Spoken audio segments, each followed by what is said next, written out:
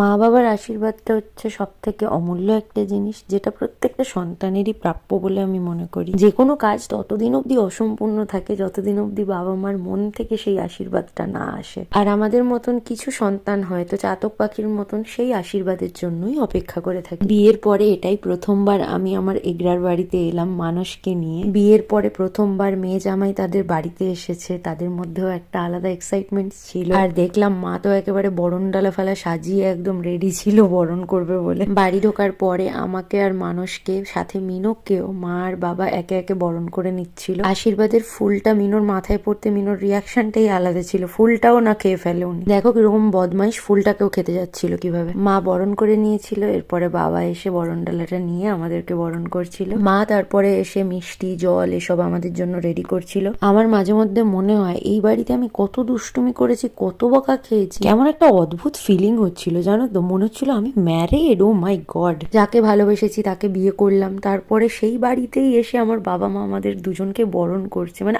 আলাদাই একটা ব্যাপার। ক্ষীর মালাইয়ের যে মিষ্টিটা হয় না, আমার ভীষণ প্রিয় একটা মিষ্টি। এতক্ষণ জার্নি করে আসার পর না শরীরটা খুব ম্যাচ ম্যাচ করছিল, তাও মা যখন এত করে বললো আমি তো লোভ সামলাতে পারিনি। আর লোভ না সামলানোর ফল তোমরা দেখতেই পাচ্ছ। না, মানুষ ঠিকই বলে আমি কোনোদিনই বড় হব না, আমি বুটুলি থাকবো সারা জীবন। আর এখানে ক্যামেরাম্যান ছিলেন আমার বুনু, সে তো আমার এই অবস্থা দেখে হাসবে না ভিডিও করবে সেটাই বুঝতে পারছিল না। মা জিজ্ঞাসা করছিল মিনোকে একটু মিষ্টি দেই, কিন্তু আমি বললাম না, একদম না, মিষ্টি ওর বারণ। ও একদম প্রপার ডায়েটে থাকে, তেল নুন ছাড়া খাবার খায়। বরণ শেষ হলো, ঠাকুর ঘরে গিয়ে ঠাকুরের আশীর্বাদ নিয়ে আমরা দিনটা শুরু করলাম।